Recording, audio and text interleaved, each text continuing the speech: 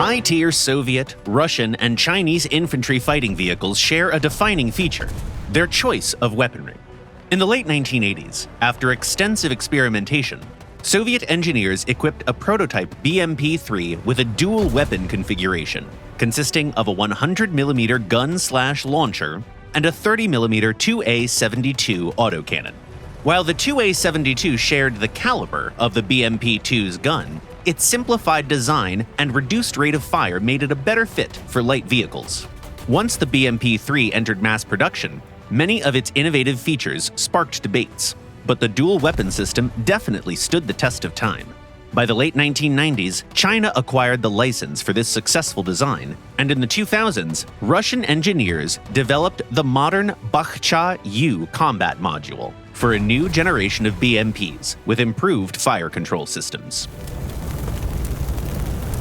In War Thunder, there are 3 vehicles that feature Bakhcha-type dual weapon systems: the Soviet BMP-3, the Russian BMD-4, and the Chinese ZBD-04A. Each has its own distinctive traits, but their armament largely shapes their overall playstyle.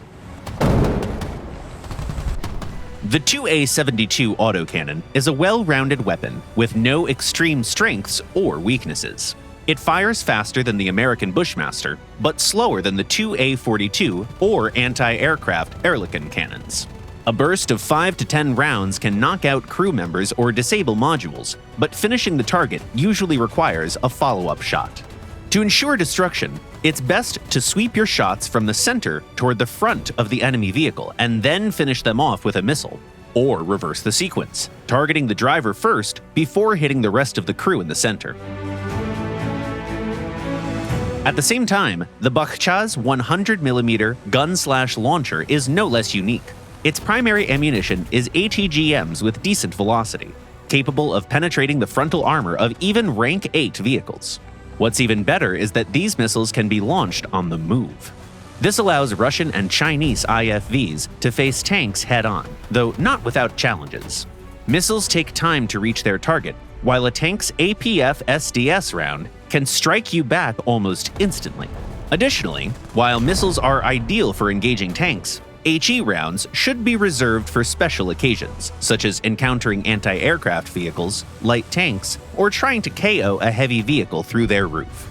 It's much easier to do that if you adjust your aim vertically with binoculars and a laser rangefinder, by the way.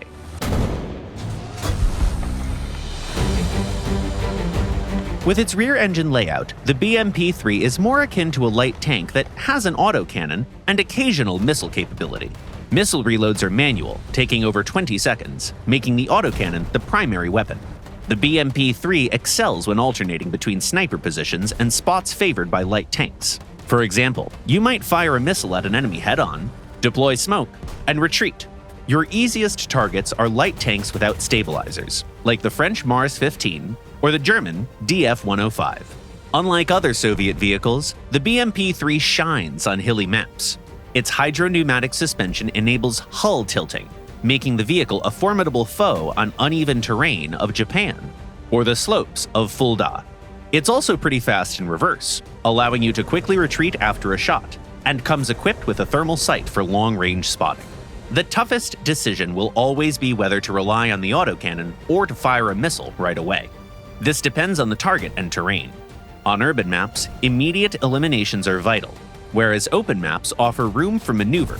In general, first-gen Western MBTs and light tanks can be destroyed with one missile or a short autocannon burst to the side. However, Soviet tanks as well as late Western tanks often require more effort. Despite similar armament, the BMD-4 differs significantly from traditional IFVs. It's extremely mobile.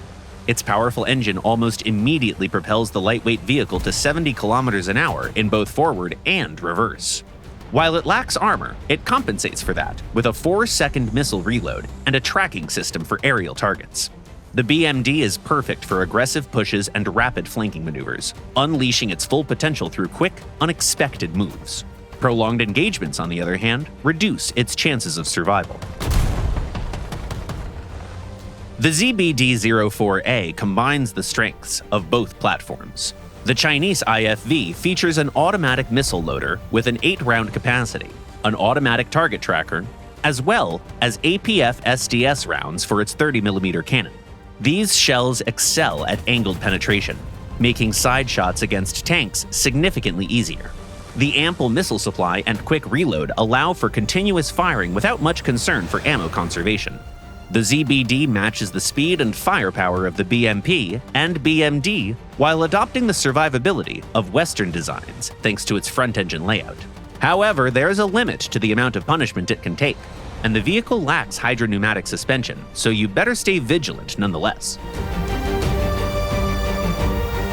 Soviet-designed IFVs are fragile, fast, and pack a devastating punch, perfect for bold and calculating players. Do you enjoy fighting on these vehicles?